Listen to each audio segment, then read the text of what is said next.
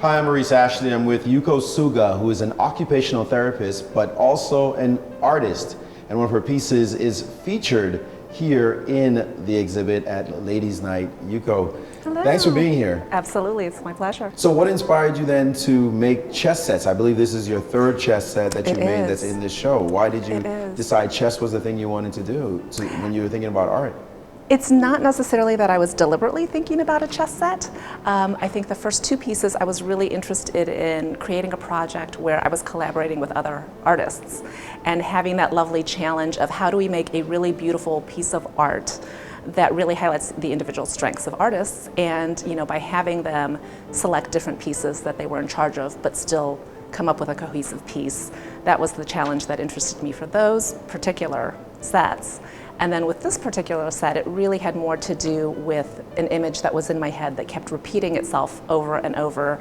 Watching the news, I think so many of us saw the same type of imagery repeated. And if you look over time too, you can go back into the 50s and see that similar imagery as well. So tell me about that a bit. Yes. The image you mentioned of seeing two sides opposing each other in a very confrontational way, and that sparked the idea of doing it on a chessboard.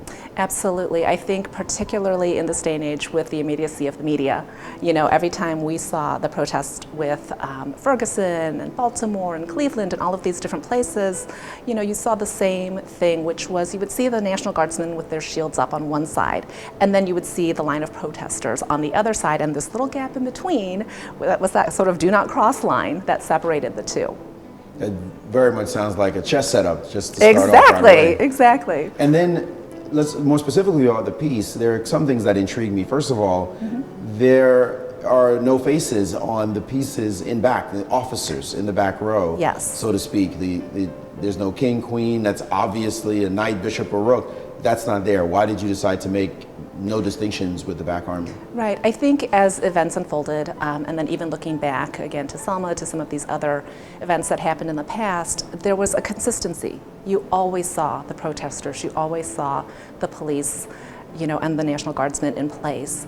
The political figures, the public figures change over time, but the struggle remains the same. And I really wanted to highlight the fact that, it almost doesn't matter where you are, which city, which place in time, the struggle continues. And so there are nameplates for those political and public figures in silver on the actual table or wherever it's resting. And it's really representing the individual public figures of those cities where things have occurred. But again, they're temporary in terms of looking at this whole picture.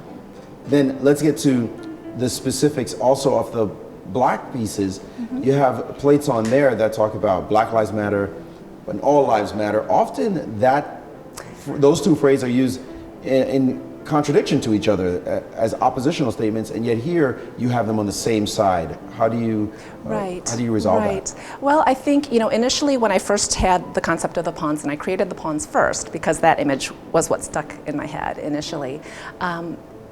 In the earlier protests, all of those signs were together in the same fight. So they were all on the same side originally. I think as things have progressed, then there's been some greater distinction between the different groups.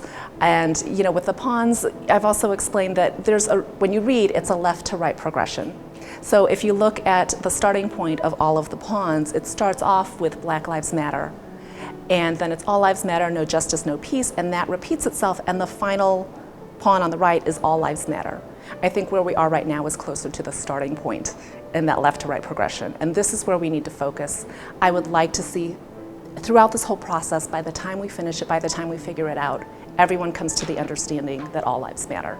We're not there yet, but it's also respecting and understanding that the face of protest is not always a uniform, homogenous group either.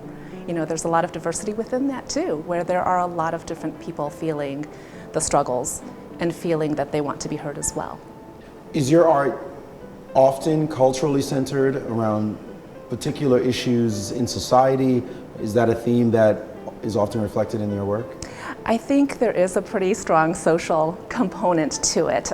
For me, a lot of what I do, both as a therapist and an artist, it's the understanding that we're part of a greater community. And as part of a greater community, you have a responsibility and a voice. And I'm certainly not the type of person to pick up a sign and go stand out in front of a camera and on a street, but I can express it in different ways. And if I'm creating a piece of art, then that's my voice through the visual field to be able to do that. Speak a bit more to that connection between occupational therapists and artists. How does that twin passion marry themselves in your mind? Right. Well, as an occupational therapist, I really look at the individual and look at their strengths, look at the areas where they're struggling. And it's a relationship that you build with the individual to figure out how can we work on those strengths to really move them toward being more independent, to being more successful. With art, it's really, again, a relationship. It's a relationship with the metal, with the glass, understanding their individual components and how far I can push and challenge those materials to do what I have as far as the vision in my head and create that piece. There are a lot of women who did some great work for this particular exhibit, Ladies' Yes. Night.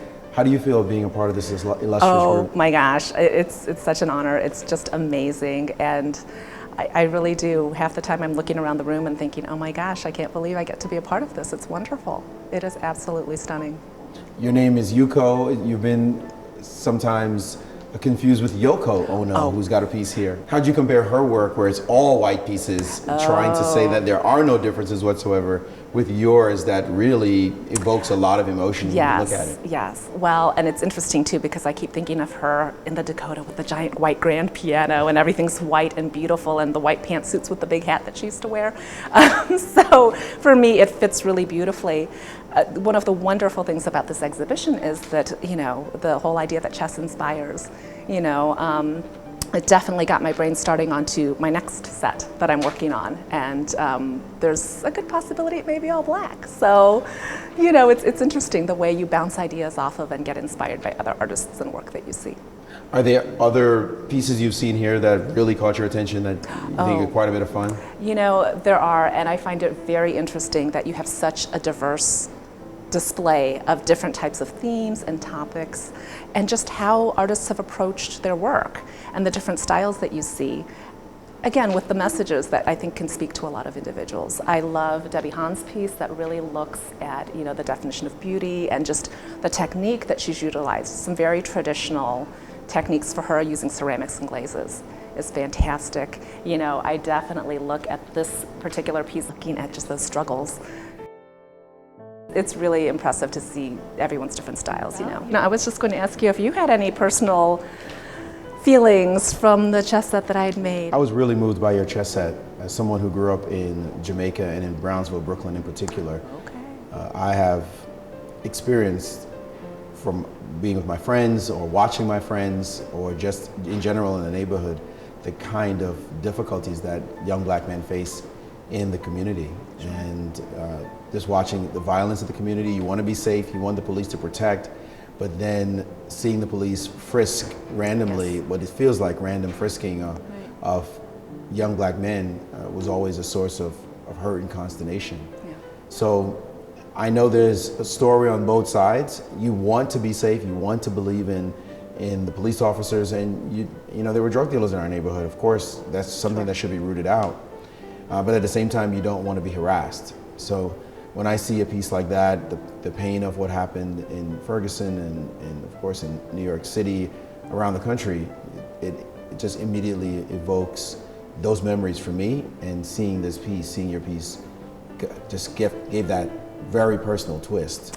It's not something that is a distant memory for me. It's something that I still feel very passionately about. So I really appreciated looking at your piece.